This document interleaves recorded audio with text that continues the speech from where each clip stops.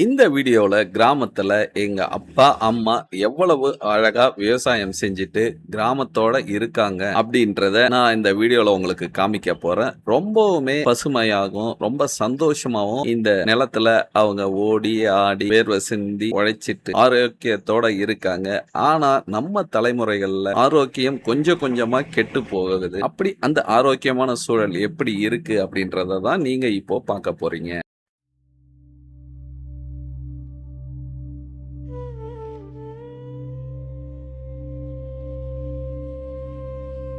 இதுதான் நாங்க விவசாயம் செஞ்சு இவ்வளோ காலமா சாப்பிட்டுட்டு வந்த எங்களுடைய விவசாய பூமி. இங்கிருந்து தான் பல்வேறு விதமான காய்கறி, கீரை, வெண்டைக்காய், கத்திரி இந்த மாதிரியான எல்லா பயிர்களும் விளைஞ்சி நாங்களும் சாப்பிட்டு விற்பனை செஞ்சு மற்றவங்களும் சாப்பிட்றாங்க. அது முழுக்க முழுக்க இங்கேருந்து தான் விளைஞ்சு வெளியே வந்தது. இது வந்து பார்த்தீங்கன்னா, ஒரு மணத்தக்காளி கீரை தோட்டம். இந்த கீரை தோட்டத்தில கீரைகள் வந்து பார்த்தீங்கன்னா, நல்லா விளைய வச்சு, அத கத்தையா கட்டி கொண்டு போய் மார்க்கெட்டுக்கு சேல் பண்ணுவாங்க. இந்த மணத்தக்காளி கீரை உடம்புக்கு ரொம்பவுமே குளிர்ச்சி தருங்க.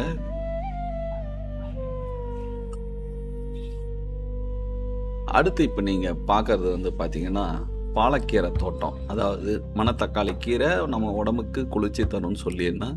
இந்த பாலக்கீரையும் உடம்புக்கு நல்ல குளிர்ச்சியாகவும், நல்ல சத்தாகவும் இருக்கும். இது 1க்கு 2 டைம் சாப்பிடணும். அதாவது இன்னைக்கு சாப்பிட்டோம்னா, இன்னும் 1 இல்ல 2 நாள் கழிச்சு மறுபடியும் சாப்பிடணும். அவ்வளோ ஒரு குளிர்ச்சியான பொருள். ஒரு டைம் சாப்பிட்டு நீங்க விட்டீங்கன்னா, உங்களுடைய உஷ்ணத்த கிளப்பி விட்டுரும். அதனால எங்க கிடைச்சாலும் இந்த கீரை வகைகளை தயவு செய்து வாங்கி சாப்பிட்டு பயனடைங்க. இது வந்து பார்த்தீங்கன்னா, அகத்திக்கீரை பெரும்பாலும் அமாவாசைகள் நாளில் சாம்பாருக்கு போட்டு கூட சேர்த்து சமையல் பண்ணுவாங்க. அது மட்டும் இல்லாமல் மாடுகளுக்கும் கொண்டு போய் கொடுப்பாங்க. இது பார்த்தீங்கன்னா, சொரக்காய் போட்டிருக்காரு எங்கள் அப்பா. எவ்வளோ ஒரு அழகாக விளைஞ்சி வந்திருக்கு பாருங்கள் இந்த சொரக்காய் தோட்டம். இந்த சொரக்காய் தோட்டம் பயிரிட்டு சரியா விளையலன்னு சொல்லி விட்டுட்டாரு. அதன் பிறகு எந்த அளவுக்கு இதை டெவலப் பண்ணி வளர்ச்சி அடைஞ்சு எப்படி வந்திருக்குன்றத பாருங்க நீங்க.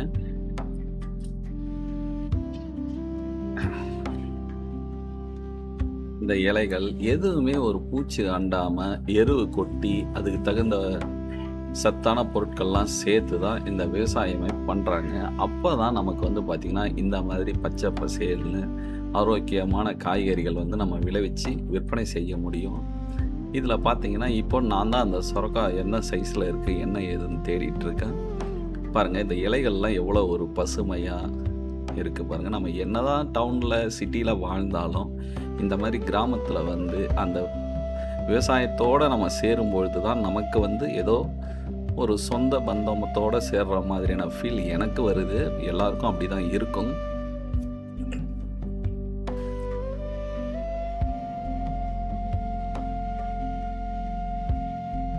நான் எவ்வளவோ வீடியோ எடிட் பண்ணியிருந்தாலும் இந்த வீடியோ எடிட் பண்ணும்போது எனக்கு உண்மையாகவே மனசுக்கு ரொம்ப நெருக்கமாக இருந்தது.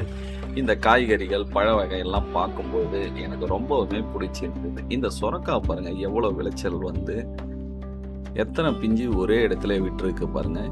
இது மொத்தமாக இவ்வளோ பெரிய தோட்டமாக இருந்தால் கூட அதிகபட்சம் ஒரு 7 செடி இல்லை 10 செடி தான் இருக்கும். அதிலே நமக்கு இந்த அளவுக்கு படர்ந்து இவ்வளோ காய்கள் வந்து நமக்கு வந்து விளைஞ்சி வருது. இதுக்கு மெயின் காரணம் என்னன்னு பார்த்தீங்கன்னா, இந்த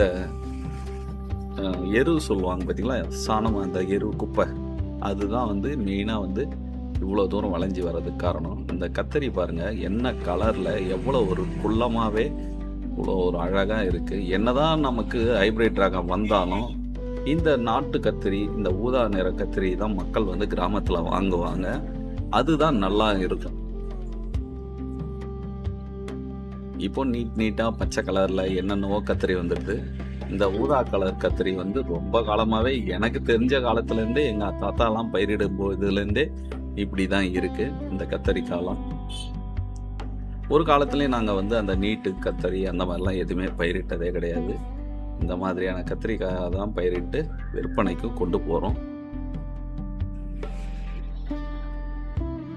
பாருங்க இங்கெல்லாம் களை எடுக்காமே இருக்குது. ஃபுல்லாக இந்த பாத்தியெல்லாம் இந்த வாய்க்கால்லாம் களை எடுத்தா தான் நமக்கு இன்னும் வளர்ச்சி அடைஞ்சு வரும்.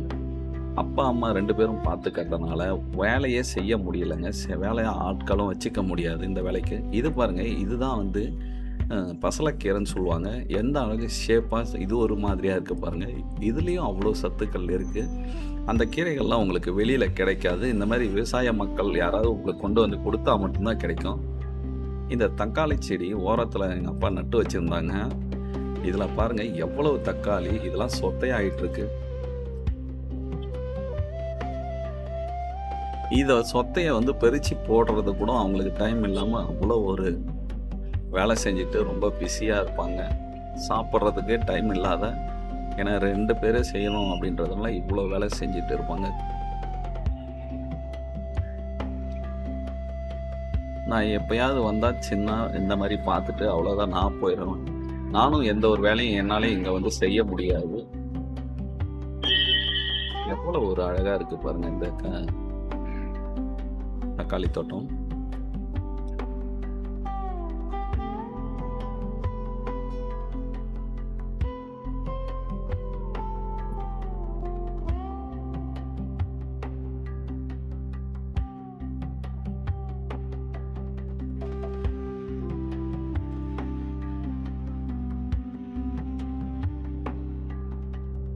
அடுத்து பார்த்தீங்கன்னா, எங்க அம்மா வந்து கீரை புடுங்கிட்டு இருக்காங்க.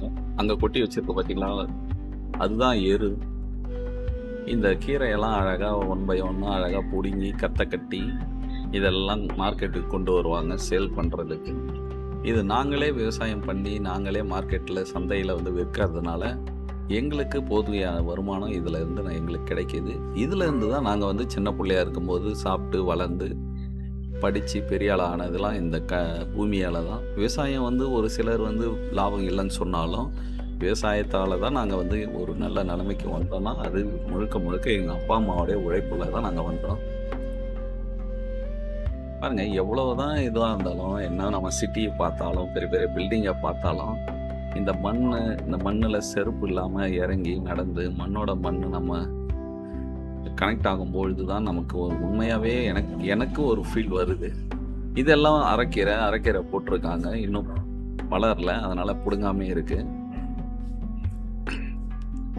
வயலுக்கு நடுவிலே தென்னை மரம், அகத்திக்கீரை மரம், இந்த மாதிரி வளராத கீரைகள் இதெல்லாம் பார்க்கும்போது இதெல்லாம் சொன்னால் தெரியாது. நீங்கள் அந்த மாதிரி இடத்துல இருந்து பார்த்தீங்கன்னா தான் உங்களுக்கு அந்த ஒரு அனுபவமே கிடைக்கும். பாருங்க கீரைகள்லாம் எப்படி இருக்கு பாருங்க. ஒரு சின்ன பூச்சி, ஒரு இலையில ஒரு ஓட்டை கூட இருக்காது. அந்த அளவுக்கு இதை பேணி காத்து பராமரிச்சு வச்சிருப்பாரு. இப்போ கத்திரிக்காய் பறிக்கிறதுக்காக வந்திருக்காரு. நான் கேட்டேன்றதுக்காக பறிக்கிறாங்க அப்பா. பாருங்க எவ்வளவு குட்டையா இருக்கிறதுல எந்த அளவுக்கு கலர்ல எப்படி வந்திருக்கு பாருங்க.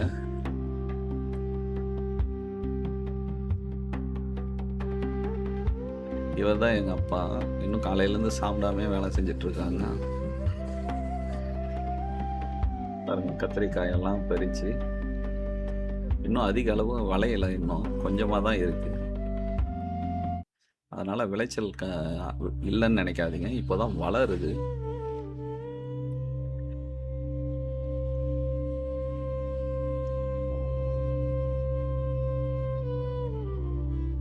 ஒரு இந்த ஊதா கலர் சொல்றாங்க பாருங்க, அந்த அளவுக்கு இருக்கு பாருங்க. இதுதான் களை கொத்தன தோட்டம், கத்திரி தோட்டம். இந்த மாதிரி தான் இருக்கும். களை கொத்தின பிறகு எந்த ஒரு பில்லும் இல்லாம கீழே பாருங்க நிறைய பசலைக்கீரை நிறைய விளைஞ்சிருக்கு. சுத்தி கத்திரி இருக்கும். பூமி பாருங்க எவ்வளவு அழகா வெடிச்சு தண்ணி போன பாதையெல்லாம் அழகா தெரிஞ்சு எப்படி இருக்கு பாருங்க. இது வந்து பாத்தீங்கன்னா வெண்டைச்செடி. நேற்று தான் வெண்டைச்செடியில கரலை கொத்தி மருந்து வச்சாங்க. இப்போதான் இந்த செடிகள் வந்து வளர ஆரம்பிக்குது. அதுலேயே பாருங்க பிஞ்சு விட்டுருக்கு பாருங்க. இந்த பிஞ்சுகள் எல்லாம் ஒன் பை ஒன்னா வளர்ந்து ஒன்னொன்னா நல்ல மொத்தனை, அதாவது ஒரு அறுக்கிற பதத்துக்கு வந்த பிறகுதான் இதெல்லாம் கட் பண்ண முடியும். இப்போ இங்க கொஞ்சம் சுரக்காய் செடி போட்டிருக்காங்க, இன்னும் வளர்ச்சி அடையல. இது இன்னும் 2-3 மாசத்துல நமக்கு வந்து செடி வளர்ந்து காய் கொடுக்க ஆரம்பிச்சிரும். இதுதாங்க தண்ணி வர பாதை. இந்த பாதையில தான் நமக்கு வந்து கிணத்துல இருந்து தண்ணி நமக்கு விவசாயத்துக்கு உள்ள பக்கமா போயிட்டு இருக்கோம். நேற்று தண்ணி இறைச்சிருந்தாரு எங்க அப்பா, ஆனா இன்னைக்கு இறைக்கல. அதனால இந்த பூமி காஞ்ச மாதிரி இருக்கு பாத்தீங்களா வாய்க்கால. இதுதாங்க நாங்க தண்ணி இறைக்கிற இன்ஜின். இந்த இன்ஜின் தான் எங்களுக்கு ஆதி காலத்துலேருந்து உழைக்குது. இது நாங்கள் வாங்கினதில்ல, எங்கள் தாத்தா வாங்கினது. அவங்க வாங்கி யூஸ் பண்ணிவிட்டு எப்படியோ போட்டுட்டு இன்றைக்கும் நாங்கள் வந்து இந்த டீசல் இன்ஜினில் தான் தண்ணி அரைக்கிறோம். இது பாருங்கள், கீரையெல்லாம் பிடுங்கிட்டு வந்து இந்த மாதிரி மூட்டை மூட்டையாக வச்சுருப்பாங்க. அது ஒரு கீரை. இது வந்து பார்த்திங்கன்னா சிறுகீரைன்னு நினைக்கிறேன். இது வந்து சிறுகீரை. இது வந்து சிறுகீரை. அடுத்து வந்து பார்த்திங்கன்னா இது தண்டுக்கீரையா என்னன்னு தெரியல.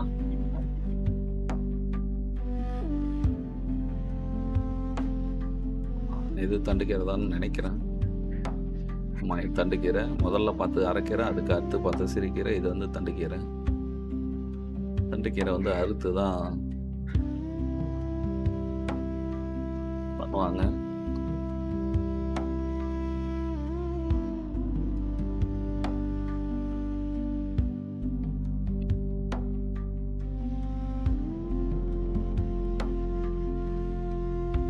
இது சிறுகீரை பாருங்கள், எப்படி இருக்குது பாருங்கள் சிறுகீரையை.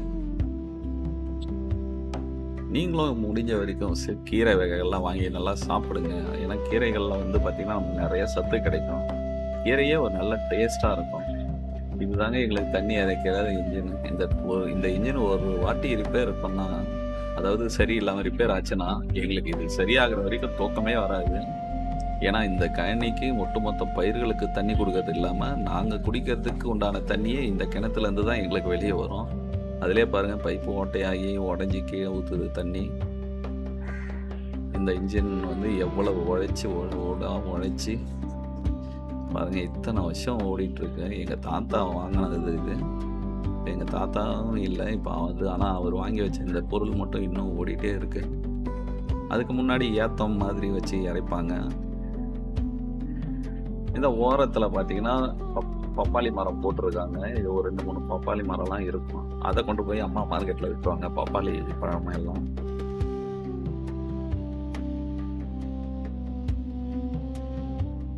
தண்ணி எவ்வளோ அழகாக பைப்பில் போகுது பாருங்கள். ஏன் பைப் போட்டிருக்காங்கன்னா, இவ்வளோ தூரம் வாய்க்கால் போட்டால் அந்த தண்ணி எல்லாம் வாய்க்கால்லே போயிடும். நமக்கு கிணத்துல கொஞ்சம் தான் தண்ணி இருக்குது, அதனால் பைப் போட்டு இறைக்கிறாங்க. இந்த தண்ணி பாருங்கள் எவ்வளோ ஒரு கலர்ஃபுல்லாக, எவ்வளோ ஒரு அது எப்படி சொல்கிறதுனே எனக்கு தெரியல. அவ்வளோ ஒரு அழகாக இருக்குது பாருங்கள். இந்த தண்ணி தான் இந்த ஒட்டுமொத்த பயிர்களுக்கு எல்லாம் போய் பாயணும். இன்னும் என்னதான் வளர்ச்சி அடைஞ்சாலும் நாங்கள் வந்து இன்னும் அந்த டீசல் என்ஜின் வச்சு தான் தண்ணி அரைக்கிறோம். ஏன்னா எங்களுக்கு அந்த சௌகரியம் கிடைக்கல. கவர்மெண்ட் ஏதாச்சும் ஒரு ஸ்கீம் பண்ணி இந்த மாதிரி விவசாயம் மோட்டார் கனெக்ஷன் கொடுத்தாங்கன்னா நல்லாயிருக்கும். ஓரத்தில் பாருங்கள் ஒரு வாழை மரம் வச்சுருக்காங்க. அது எல்லாமே வைக்கிறது இல்லை, தானாக முளையிறது. பக்கத்தில் ஒரு பெரிய வாழை மரம் வந்துருக்கு, அதுலேருந்து வளர்ந்து வருது பாருங்கள். இதெல்லாம் அகத்திக்கீரை. அமாவாசை அப்போ இந்த கீரை எல்லாம் பறிச்சுட்டு கொண்டு போய் மார்க்கெட்டில் விற்றுருவாங்க.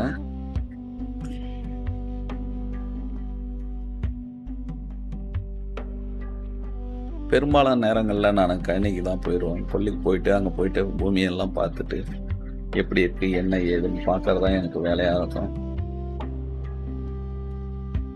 இதெல்லாம் பார்த்தீங்கன்னா முள்ளங்கி செடிங்க. 2 பக்கமும் கரையோரத்தில் முள்ளங்கி போட்டுருவாங்க. முள்ளங்கி குளிர் பிரதேசம், அதாவது குளிர் காலங்களில் தான் நமக்கு வந்து விளையும். இப்போ வெயில் காலம் ஸ்டார்ட் ஆனதுனால முள்ளங்கியெல்லாம் இதுக்கு மேலே விளைய வராது. இதெல்லாம் கீரை வந்து பாதி பிடுங்கி இருக்கும், பாதி பிடுங்காமல் இருக்குது. என்ன காரணம்னா, விளைஞ்சி வந்த நல்லா வளர்ந்த கீரை எல்லாம் பிடுங்கிடுவாங்க, வளரலைன்னா அப்படியே விட்டுடுவாங்க. அதுதான் அப்பா நடந்து வர இடத்தெல்லாம் பிடுங்கியிருக்கு, மற்றதெல்லாம் பிடுங்காமல் இருக்கிறதுக்கான காரணம். இப்போ வந்து பார்த்தீங்கன்னா முள்ளங்கி பிடுங்க போகிறாங்க. முள்ளங்கி பிடுங்கி அதில் எடுத்துகிட்டு போகிறதுக்காக தான் அந்த சாக்கு கொண்டு வந்து போட்டிருக்காரு.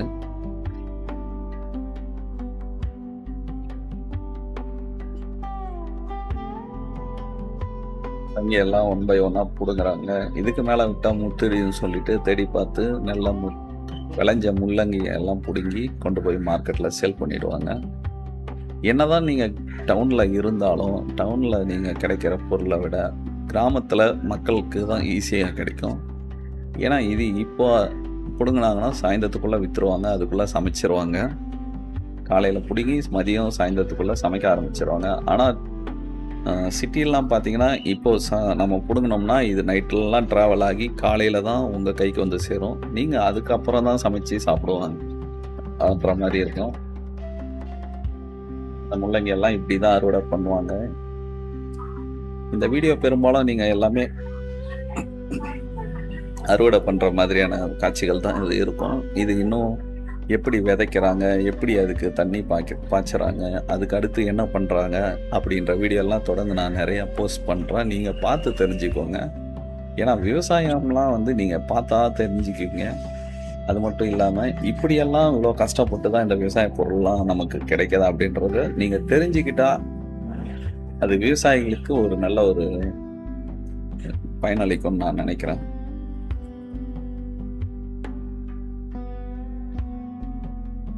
தேடி தேடி புடுங்குறவங்க.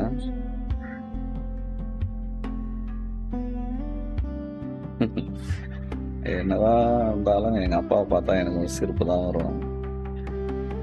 அதே மாதிரி நல்லா சண்டை போடுவோம் நானும் எங்க அப்பாவும். எடுத்து போயிட்டு அதில் என்னை சின்ன பிள்ளையிலேருந்து நான் இவ்வளோ தூரம் வளர்ந்ததுக்கப்புறம் என்னை ஒரு வேலை கூட இது வரைக்கும் என்னை செய்யுன்னு சொல்லி எங்கள் அப்பா எனக்கு இட்டதில்லை. எது கேட்டாலும் நீ வேலை செய்ய மாட்டே, பரவாயில்ல தேவையில்லை, நீ போ, நீ வா அப்படின்னு தான் சொல்லுவார். இதிலே கூட பாருங்கள், எல்லா வேலையும் அவர் தான் செய்வார்.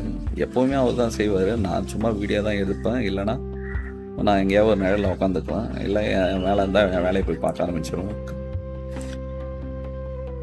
இது நானே பார்த்து பிடுங்கன்து. ஏன்னா மேலே வந்துருச்சு. பார்த்தா ரொம்ப நாள் ஆன மாதிரி ஆகுது. இதுக்கு மேலே விட்டா வீணாக போயிடும். அதனால் இப்படி பிடுங்கி எடுத்து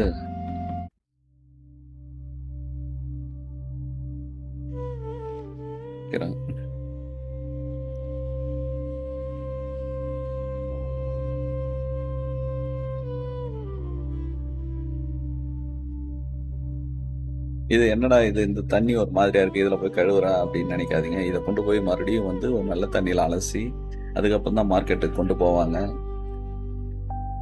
இதெல்லாம் ஒன்றும் நல்ல தண்ணி தான், எதுவுமே ஒன்றும் பிரச்சனை இல்லை.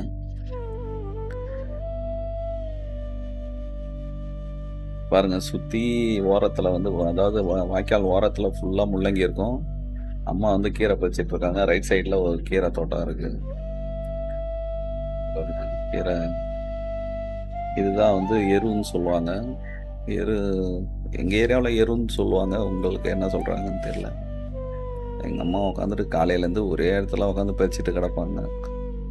பில்லு இருந்தால் பிரித்து போட்டு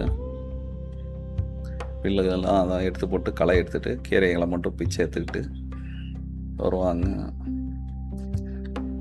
எங்கள் அப்பா அதை பாருங்கள் தண்ணி பாசுறாரு. அவர் தண்ணி பாசுறது, இது பண்ணுறது, பெருக்கிறது, கட் பண்ணுறது, அந்த வேலையெல்லாம் அவர் பார்த்துக்குவாரு. அவ்வளோதாங்க. 2 பேர் தாங்க. 2 பேர் கடைசி வரைக்கும் உழைச்சிட்டு கிடப்பாங்க. டெய்லியும் வந்துடுவாங்க. லீவு கிடையாது. சண்டே, சாட்டர்டே, பொங்கல், தீபாவளிக்கும் அது எதுவுமே கிடையாது. காலையில் 6, 6:30 கிளம்புனாங்கன்னா நைட்டு வீட்டுக்கு வர்றதுக்கு 9 ஆகிடும். ஆனால் கழனியில் இருக்கிறது காலையில் 6 மணிக்கு வந்தாங்கன்னாக்கா ஒரு 4 மணி வரைக்கும் கழனியில் வேலை செஞ்சுட்டு இந்த பொருளை எல்லாம் அறுவடை பண்ணி எடுத்துக்கிட்டு போய் மார்க்கெட்டில் விற்க போயிடுவாங்க. அப்பா அம்மா 2 பேருமே. இது பாருங்கள், கீரைக்கு வந்து தண்ணி வைக்கிறாரு.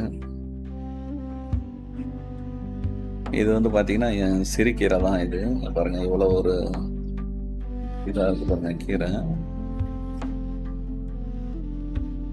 தண்ணி அந்த பக்கம் தண்ணி வச்சுட்டு அடுத்து இந்த கீரைக்கு இந்த பக்கத்துக்கும் தண்ணி கொஞ்சம் திறந்து விட்ருக்காரு. ஏன்னா அது வளரணும் இல்லையா, அதனால் அந்த கொஞ்சம் பிட்டு திறந்து விட்ருக்காரு தண்ணி போகட்டும் அப்படின்ட்டு.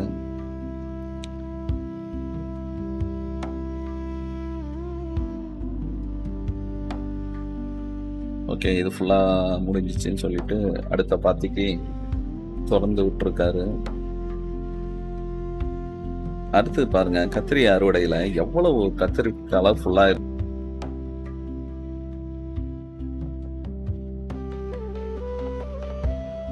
கொஞ்சம் கத்திரி தான் கிடைச்சிருக்கு இன்னைக்கு. ஏன்னா இன்னும் வந்து செடி வந்து வளர ஆரம்பிக்கல. இப்போதான் 1, 2 காய்க்குது. கத்திரி செடியிலேருந்து கத்திரியும் எடுத்தாச்சு. பாருங்க கத்திரி பாருங்க என்ன கலரில் எவ்வளோ ஒரு அழகாக இருக்கு பாருங்க, ஆசையாக இருக்கும். இதெல்லாம் இங்கேயே பறித்து இங்கேயே சமைச்சு இங்கேயே சாப்பிடும் பொழுது இந்த காற்று, இந்த தண்ணி வாசனை, இதெல்லாம் வேற லெவலில் இருக்கும். பாருங்க ஒன்றா பார்த்து பிரிக்கிறாரு.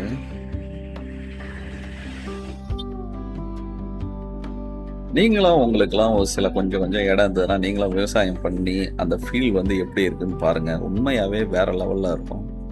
நீங்க சின்னதா ஒரு பயிரிட்டு, அதுல வந்து அது வளர்ந்து, செடியாகி, இதெல்லாம் இப்போதைக்கு அறுவடை பண்ணியிருக்காங்க. காலையில வரைக்கும், மதியம் வரைக்கும். இதன் பிறகு மதியம் தான் இன்னும் நெறைய அறுவடை செய்வாங்க. சும்மா ஃபார்மாலிட்டீஸ்க்கு கொஞ்சோண்டு எடுத்திருக்காங்க. கத்தரி, கீரை, சொரக்காய், வெண்டைக்காய் இதெல்லாமே வெண்டை செடிங்க பாருங்க. வெண்டை செடி எல்லாம் வந்து களை கொத்தி, மருந்து வச்சு, தண்ணி பாய்ச்சி வச்சிருக்கு. இதுக்கப்புறம் இது நல்லா வளர்ந்து வரும்.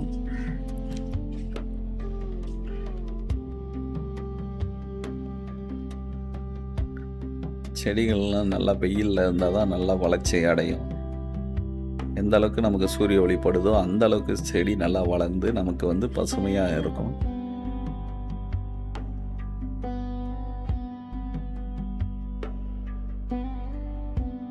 எங்க அம்மா கிள்றாங்க. அந்த கீரைய ரொம்ப நேரமா கிள்ளிட்டு கிடக்குறாங்க உட்காந்துன்னு ஒரே இடத்துல. ஆனா ரொம்ப கஷ்டங்க. நின்னுகிட்டு வேலை செய்யலாம். ஸ்டூல் போட்டு உட்காந்துட்டு வேலை செய்யலாம். ஆனா இந்த மாதிரி மண்ணுல உட்காந்துட்டு, அதுவும் ஒரே இடத்துல உட்காந்துட்டு வேலை செய்றது ரொம்பவுமே கஷ்டமான வேலை. வெயில்ல முடியாதுங்க அதெல்லாம்.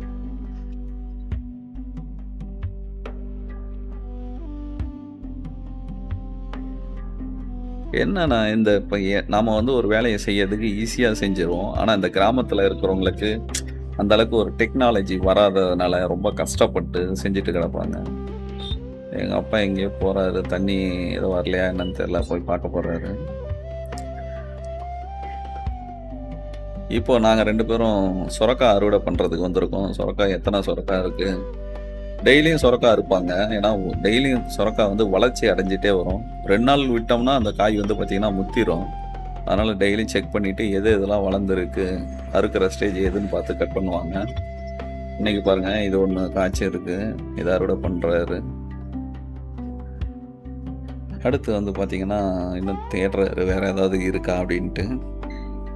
அங்க ஒண்ணு கிடைச்சதாட்ருக்கு. அதையும் கட் பண்ணிக்கிட்டாரு. இதெல்லாம் இன்னும் நீட்டு வரும். ஆனா போதும் நமக்கு. இதுக்கு மேல போனா காய் முத்திரும். சாப்பிட்றவங்களுக்கு டேஸ்ட் வராது. அதனால கொஞ்சம் ஒரு 70, 80% வந்த உடனே கட் பண்ணிடுறது தான் நல்லது. இன்னும் தேடுறாரு வேற எங்கேயாவது இருக்கா அப்படின்ட்டு.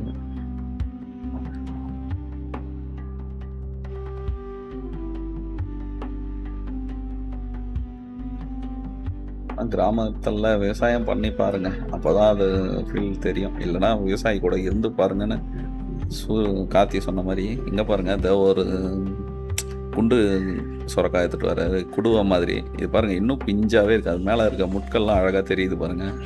அவ்வளோ ஒரு பிஞ்சிலே கட் பண்ணாதான் அது நல்லா இருக்கும். ஏன்னா வாங்கிட்டு போய் சாப்பிட்றவங்களும் வந்து அந்த ஒரு நல்ல டேஸ்ட்ல சாப்பிடணும். நம்ம காய் பெருசா ஆகுதுன்னு சொல்லிட்டு பெருசா வளர வச்சு விலை அதிகமாக வைக்கக்கூடாது. இதெல்லாம் எங்கள் தாத்தா எங்களுக்கு சொல்லி கொடுத்தது. எங்கள் அப்பா இது என்னவோ சொல்கிறாரு. அதுதான் அந்த செடி வந்து வேணான்னு சொல்லி அம்மா விட சொல்லிட்டா. ஆனால் இப்போ அது வளர்ந்து நமக்கு இந்த அளவுக்கு இது காய் கொடுக்குது அப்படின்ற மாதிரி என்கிட்ட சொன்னார். பாருங்க, இதுதான் வந்து மார்க்கெட்டில் அதிகமாக சேல் ஆகும் அப்படின்ற மாதிரி சொல்லியிருந்தாரு. அடுத்து வேற எங்கேயாவது இருக்கா அப்படின்றதுக்காக தேடி போறாரு. அங்க ஒண்ணு இருக்கும்.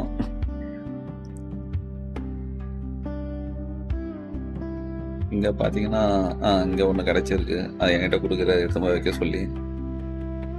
உண்மையிலே எங்க அப்பா எந்த வேலையும் என்ன வாங்க மாட்டாருங்க. ஆனா நானா இருந்தா இது இப்போ ஏதோ எனக்கு சப்போஸ் பசங்களாக இருந்தாக்கா இதை செய்ய அதை செய்ய நான் சொல்லிடுவேன்.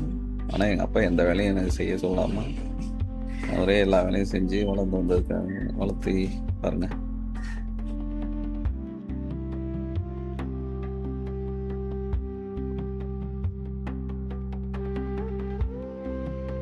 வேற ஏதோ செய்யணும்னு சொல்கிறாரு.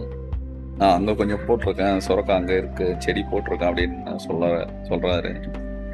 இன்னும் தேடுறாரு வேற ஏதாவது இருக்கான்னு. அடுத்து நாங்கள் இங்கே வந்துட்டோம். தண்ணி ரொம்ப வெயிலாக இருக்குன்னு நான் இந்த பக்கம் ஓடிட்டேன். தண்ணி பாருங்கள் எவ்வளோ ஒரு அழகாக போயிட்டுருக்கேன். தண்ணி நாங்கள் இப்போ வேணும்னா அங்கே போயிட்டு ஒரு பாத்திரத்தில் வச்சுருந்தா அப்படிலாம் குடிக்க மாட்டோம். இந்த வாய்க்காலில் வர்றதை அப்படியே அள்ளி குடிப்போம். நல்லா ஜில்லுன்னு இருக்கும், பனை தண்ணி மாதிரி. எந்த சளி பிடிக்கிறது அது பிடிக்கிறது எதுவுமே இருக்காதுங்க. அந்த தண்ணி அப்படியே தான் குடிப்போம். இப்போல்லாம் நிறையா பேர் ஏன் எங்கள் வீட்டில் என் ஃபேமிலியில், அதாவது எங்கள் அப்பா அம்மா தவிர்த்து இப்போ இருக்கிற generation mineral water, RO water, இந்த யூவி இருக்கா, அது இருக்கா, என்னென்னவோ கேட்குறாங்க. அந்த அப்போல்லாம் வந்து எதுவுமே இல்லை, சாதா தண்ணி தான் மொண்டு குடிப்பாங்க. இப்போ வந்து பார்த்திங்கன்னா அந்த கீரைகளுக்கு சத்துக்காக இடுபொருள் வந்து இட போடுறாரு. அதாவது யூரியா காம்ப்ளெக்ஸ் அந்த மாதிரி போட போகிறாங்க. அது போடுறத பாருங்க. இப்படி தான் வந்து கீரைகளுக்கு வந்து சத்து போடுவாங்க, சத்து சேர்ப்பாங்க.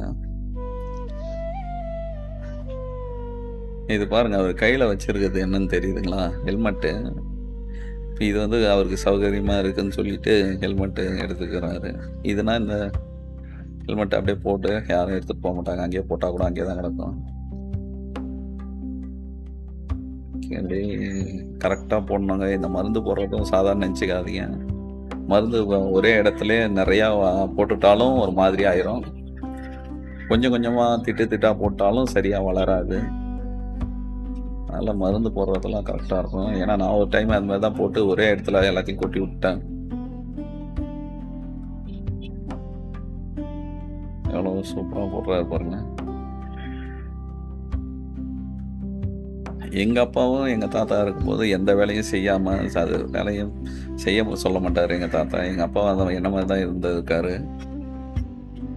அதனால் என்னவோ எங்கள் அப்பா எந்த வேலையும் செய்ய சொல்கிறது இல்லையா என்னன்னு தெரியல. ஆனால் வேலை செய்ய சொல்லி பழகணுங்க. அப்போ தான் நமக்கு வந்து ஃப்யூச்சரில் நாம் ஈஸியாக இருக்கும். இப்படி பண்ணுறாரு, கரெக்டாக போட்டு வர்றாரு, மருந்தெல்லாம் போடுறாரு. அதாவது இங்கேருந்து அந்த ஹெல்மெட்டில் எடுத்துகிட்டு போகிற மருந்து கரெக்டாக அந்த ஒரு பாத்திக்குள்ளே ஃபுல்லாக வர மாதிரி எடுத்துகிட்டு போவார். அதே மாதிரி அந்த ஒரு பாத்தியில் வந்துடணும். கம்மியாகவும் ஆயிடக்கூடாது, மருந்து போட்டு வர்றதுக்குள்ளே அதிகமாகவும் அந்த ஹெல்மெட்டில் மீந்துடக்கூடாது. அது தகுந்த மாதிரி போடுவாங்க. அவ்வளோதான் பாருங்கள், கரெக்டாக ஆயிடுச்சு பார்த்தீங்களா? அந்த மாதிரி போட்டு அடுத்து இன்னும் கொஞ்சம் எடுத்து போடுவார். கூடவே பார்த்தீங்கன்னா உங்களுக்கு தண்ணியும் வந்து மருந்து போட்டு தண்ணி வச்சாதான் நமக்கு அந்த மருந்து எல்லாம் வந்து வேர்களுக்கு போய் அந்த சத்து வந்து நமக்கு செடிகளுக்கு பரவி செடி வளர்ந்து வரும். தண்ணி ஒரு பக்கம் வந்துட்டு இருக்கு பார்த்தீங்களா? இதெல்லாம் பார்க்கும்போது எனக்கு வந்து உண்மையாகவே எவ்வளோ ஸ்ட்ரெஸ்ஸாக இருந்தாலும் ரிலாக்ஸ் ஆகிடுவேன். நான் ஒரு வேற லெவல்னு சொல்லுவாங்க பார்த்தீங்களா, அந்த மாதிரி வேற லெவலாக ஆயிடும். எங்கள் அம்மா அங்கே ஒரு பக்கம் உட்காந்துட்டு அந்த இடத்த விட்டு நவர மாட்டாங்க போலக்கு, அங்கேயே வேலை செஞ்சுட்டே இருக்காங்க. ரொம்ப கஷ்டங்க, பாவம். எங்கள் அம்மாவும் இப்படி தானே, எங்கள் ஆயாவும் இப்படி தான் வேலை செய்வாங்க. இதை அதை எடுத்துக்கிட்டு இந்த மாதிரிலாம் வேலை செஞ்சு தான் நான் என்னை படிக்க வச்சு எப்படியோ வந்துருக்கோம். அடுத்து அந்த பாத்திக்கு போட போயிட்டாங்க எங்கள் அப்பா. அப்படி போட்டுட்ருக்கேன். நான் வாய்ஸ் ஓவர் கொடுக்குறேன். முதல்ல வீடியோ ஷூட் பண்ணிட்டு ரெண்டாவது தான் வாய்ஸ் ஓவர் கொடுக்குறேன். ஏதாவது மிஸ்டேக்ஸ் இருந்தால், ஏதாவது தப்பாக பேசியிருந்தா தயவுசெய்து அதெல்லாம் காதில் போட்டுக்காதீங்க, மன்னிச்சிருங்க.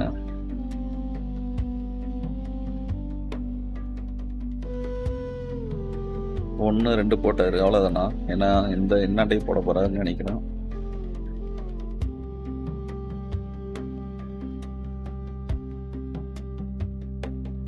பைபாஸ் ஓரத்தில் தாங்க நமக்கு நிலம் இருக்கு. பாருங்க, எல்லா வண்டியும் போகிறதெல்லாம் தான் ரோட்டில் தெரியுது பார்த்தீங்களா? அப்படியே போகும்.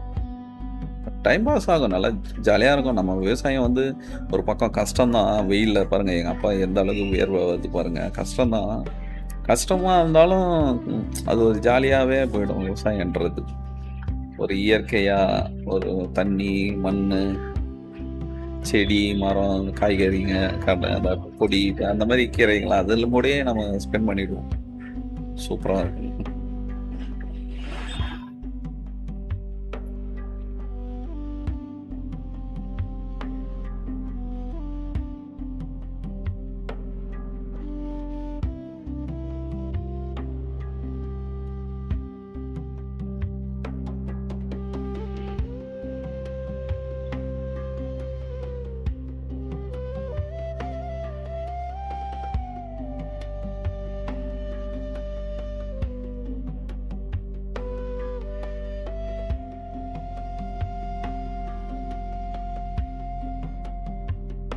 என்னதான் விவசாயத்துக்கு நவீன கருவிகள் வந்தாலும், மிஷினரி வந்தாலும், நம்ம இறங்கி வேலை செய்கிற வழி வராதுங்க. அவ்வளோதான் ஃப்ரெண்ட்ஸ். இந்த வீடியோ வந்து எண்டுக்கு வந்தாச்சு. நாங்கள் எப்படி விவசாயம் பண்ணுறோம், எங்கள் தோட்டத்தில் எப்படி பண்ணுறோன்றதை காமிச்சிருக்கேன். இந்த வீடியோ உங்களுக்கு பிடிச்சிருந்தால் லைக் பண்ணுங்கள், நிறைய பேருக்கு ஷேர் பண்ணுங்கள். இது போல் வீடியோக்கள் தொடர்ந்து பார்க்கறதுக்கு நம்ம சேனலை சப்ஸ்கிரைப் பண்ணி விவசாயத்தை ஆதரிங்க. நன்றி.